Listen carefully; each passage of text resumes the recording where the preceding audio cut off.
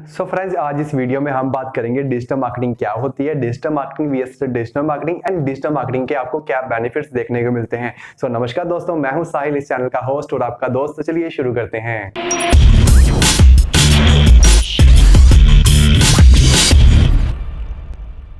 तो friends, digital marketing को understand करने से पहले आपको मार्केटिंग की नॉलेज होना बहुत जरूरी है। मार्केटिंग, फॉर एग्जांपल, आपकी एक कंपनी है एंड आपकी कंपनी में एक प्रोडक्ट या सर्विस लॉन्च होने जा रही है। आप चाहते हैं कि आप अपनी प्रोडक्ट या सर्विस जो भी आपकी लॉन्च होने जा रही है वो ज्यादा से ज्यादा लोगों तक पहुंचे एंड ज्यादा से ज्यादा लोग उनके बारे में जान सके।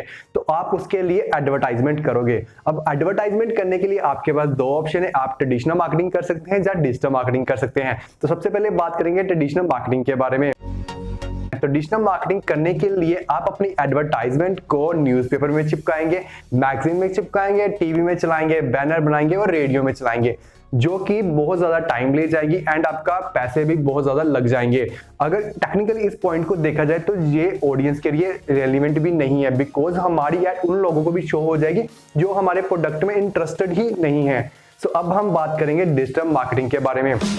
डिजिटल मार्केटिंग भी एक मार्केटिंग का ही पार्ट होता है, बट डिजिटल मार्केटिंग में हम डिजिटल चैनल्स का यूज करते हुए अपनी एडवर्टाइजमेंट को रन करते हैं। अब आपके माइंड में क्वेश्चन होगा, ये डिजिटल चैनल्स क्या होते हैं? डिजिटल चैनल्स होते हैं like YouTube, Google, Facebook and Instagram and जितने भी अदर सोशल मीडिया प्लेटफॉर्म हैं उनको हम डिजिटल चैनल्स कहते हैं।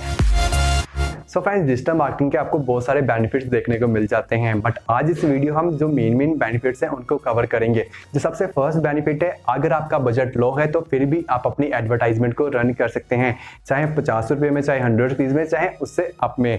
एंड जो सेकंड आपको बहुत बड़ा बेनिफिट देखने को मिल जाता है, आप अपनी टारगेट ऑडियंस को फाइंड करने के बाद उनको ही अपनी एडवर्टाइजमेंट को दिखा सकते हैं।